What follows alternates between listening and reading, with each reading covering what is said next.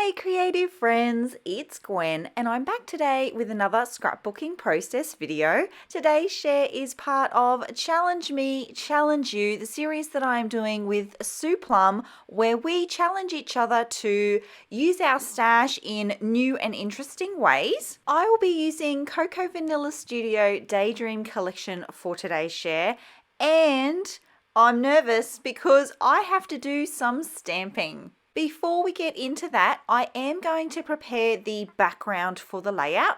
This is the pattern paper that I'll be using for the frame for the page. I am going to be working with a plain white cardstock background. So I want to create this bordered frame that I normally do for a lot of my layouts. I'm creating a 1-inch frame.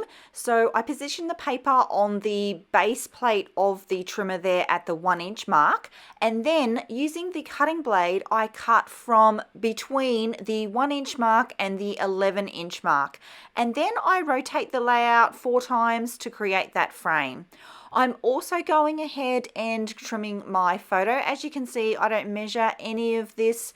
I just go by sight. And I have totally forgotten to tell you what our challenge things are this month. So Sue challenged me, oh my gosh, to use stamping, and I challenged Sue to use circles.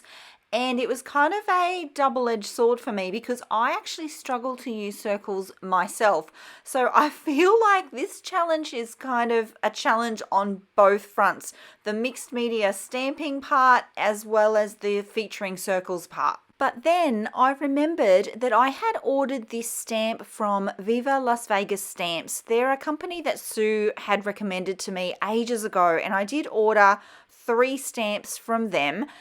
And I recall now that I did that because I knew eventually Sue would challenge me with stamping. It was inevitable.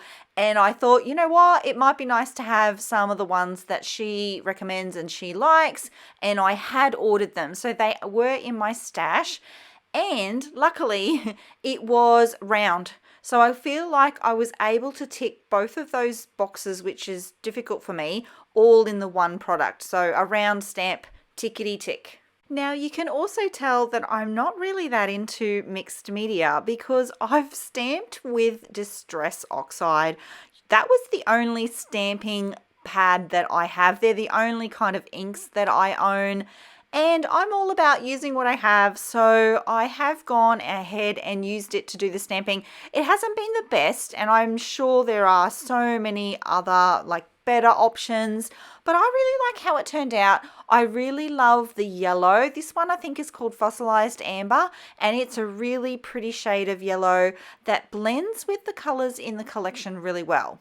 This, my friends, is my plan to turn the chaos and random messiness of stamping into something that's very Gwen, that's something that's very orderly, very linear, very symmetrical and organized.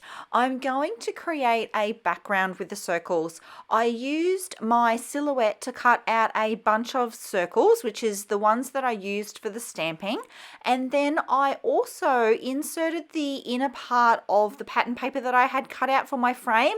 I used that center part in the silhouette machine and cut out a bunch of circles from that same pattern paper. And now I'm just going to mix and match them somewhat randomly.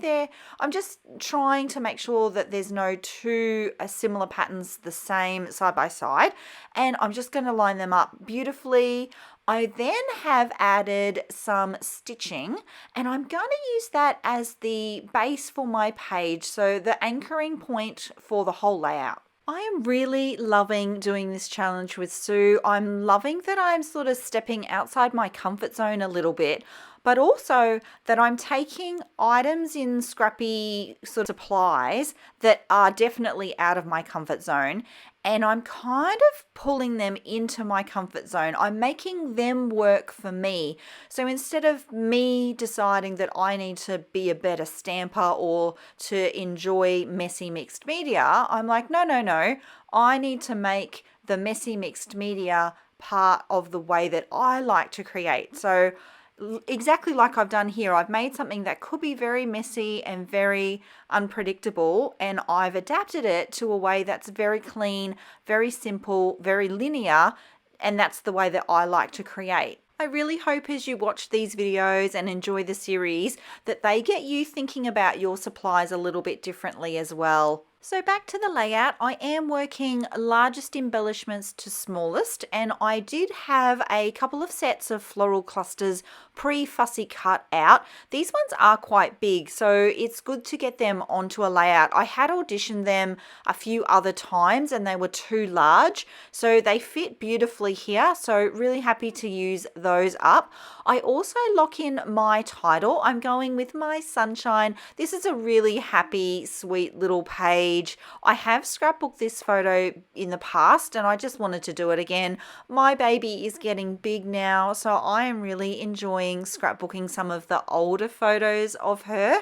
I wanted to lock in the title early because I knew it was going to be a bold title. This collection does have a whole pack of titles, and I've learnt from previous experience that if I don't lock in my title early on in the process, I will run out of space for it.